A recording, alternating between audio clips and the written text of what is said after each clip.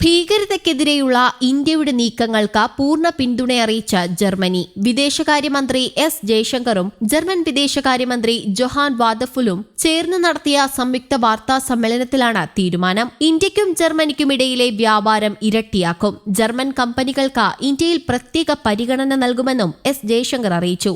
ജർമ്മനിയിലേക്ക് വിദ്യാർത്ഥികൾക്ക് ഹ്രസ്വ വിസ നൽകും. ബഹുധ്രുവ ലോകത്തിൽ സഹകരണത്തിലൂടെ വിഷയങ്ങൾ പരിഹരിക്കണമെന്നും ലോകം സാമ്പത്തിക അനിശ്ചിതാവസ്ഥ നേരിടുന്നുവെന്നും ജയശങ്കർ ചൂണ്ടിക്കാട്ടി. ഇന്ത്യക്ക് ആഗോളതലത്തിൽ തന്ത്രപ്രധാന പങ്കുണ്ടെന്ന് ജർമ്മൻ വിദേശകാര്യമന്ത്രി ജൊഹാൻ വാദഫുൽ അഭിപ്രായപ്പെട്ടു. ഇന്ത്യ യൂറോപ്യൻ യൂണിയൻ സ്വതന്ത്ര വ്യാപാര കരാർ ഈ വർഷം യാഥാർത്ഥ്യമാക്കണം. 60,000 ഇന്ത്യൻ വിദ്യാർത്ഥികൾ ജർമ്മനിയിലുണ്ട്.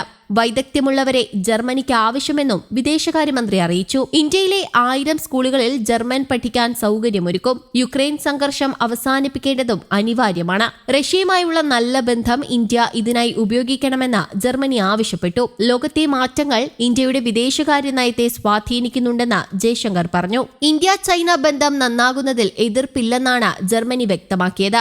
അതേസമയം പ്രധാനമന്ത്രി നരേന്ദ്രമോദിയും ചൈനീസ് പ്രസിഡന്റ് ഷീ ജിൻപിങ്ങും തമ്മിലുള്ള ഉഭയകക്ഷി ഉച്ചകോടിയിൽ ഭീകരതയ്ക്കെതിരെ പോരാടുന്നതിന് ചൈന ഇന്ത്യക്ക് പിന്തുണ നൽകിയതായി വിദേശകാര്യ മന്ത്രാലയം അറിയിച്ചു. തീരുവയെ ചൊല്ലി അമേരിക്കയുമായുള്ള സംഘർഷത്തിനിടയിൽ വ്യാപാരം വർദ്ധിപ്പിക്കുന്നതിനും അതിർത്തിയിൽ സമാധാനം സ്ഥാപിക്കുന്നതിനും ജനങ്ങൾ തമ്മിലുള്ള ബന്ധം ശക്തിപ്പെടുത്തുന്നതിനുമുള്ള മാർഗങ്ങളെക്കുറിച്ചും ഇരു നേതാക്കളും ചർച്ച ചെയ്തു. പ്രധാനമന്ത്രിയാണ് ഈ വിഷയം ഉന്നയിച്ചത്. അദ്ദേഹം തന്റെ ധാരണ വളരെ വ്യക്തമായി വിശദീകരിച്ചു. ഇന്ത്യയും ചൈനയും ഒരേപോലെ ഇരകളായ വിപത്തിന്റെ ഇരയാണെന്ന വസ്തുത അദ്ദേഹം വിശദീകരിച്ചുവെന്നും വിദേശകാര്യ സെക്രട്ടറി വിക്രം മിശ്രി മാധ്യമപ്രവർത്തകരോട് പറഞ്ഞു. ഈ വിഷയത്തിൽ അദ്ദേഹം ചൈനയുടെ പിന്തുണ അഭ്യർത്ഥിച്ചു. ചൈന പിന്തുണ അറിയിച്ചിട്ടുണ്ടെന്നും അദ്ദേഹം പറഞ്ഞു. അതിർത്തി കടന്നുള്ള ഭീകരത മുൻഗണനയായി പ്രധാനമന്ത്രി പരാമർശിച്ചു.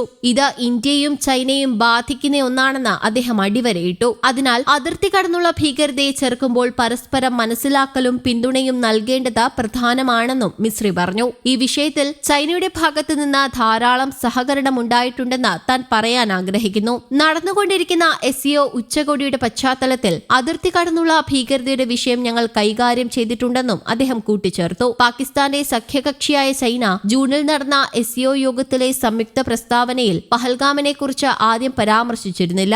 തുടർന്ന് ഇന്ത്യ അതിൽ ഒപ്പിടാൻ വിസമ്മതിച്ചിരുന്നു. ഏപ്രിൽ 22-ന് കശ്മീരിലെ പഹൽഗാമിൽ നടന്ന ആക്രമണത്തെക്കുറിച്ച് പരാമർശിക്കുന്നതിനു പകരം ബലൂചിസ്ഥാനിലെ സംഭവങ്ങളെക്കുറിച്ച് പ്രസ്താവനയിൽ പരാമർശിക്കുകയും ചെയ്തു. എന്നാൽ അമേരിക്കൻ പ്രസിഡന്റ് ഡൊണാൾഡ് ട്രംപ് ഇന്ത്യക്കുമേൽ 50% താരിഫ് ചുമത്തിയതിനെ തുടർന്ന് ഇന്ത്യയും ചൈനയും ഉഭയകക്ഷി ബന്ധത്തിൽ പുനരാലോചന നടത്തി. ഇന്ത്യയും ചൈനയും തന്ത്രപരമായ സ്വയംഭരണാവകാശം പിന്തുടരുന്നുണ്ടെന്നും അവരുടെ ബന്ധങ്ങളെ മൂന്നാം രാഷ്ട്ര കണ്ണടയിലൂടെ കാണരുതെന്നും പ്രധാനമന്ത്രി മോദി പറഞ്ഞതായി വിദേശകാര്യ മന്ത്രാലയം അറിയിച്ചു. ഭീകരത പോലുള്ള ഉഭയകക്ഷി പ്രാദേശിക ആഗോള വിഷയങ്ങളിലും വെല്ലുവിളികളിലും പൊതുവായ നിലപാട് വികസിപ്പിക്കേണ്ടത് ആവശ്യമാണെന്ന് പ്രധാനമന്ത്രി മോദിയും പ്രസിഡന്റ് ഷിയും കരുതിയതായി മന്ത്രാലയം അറിയിച്ചു. News desk Kerala Kaumudi.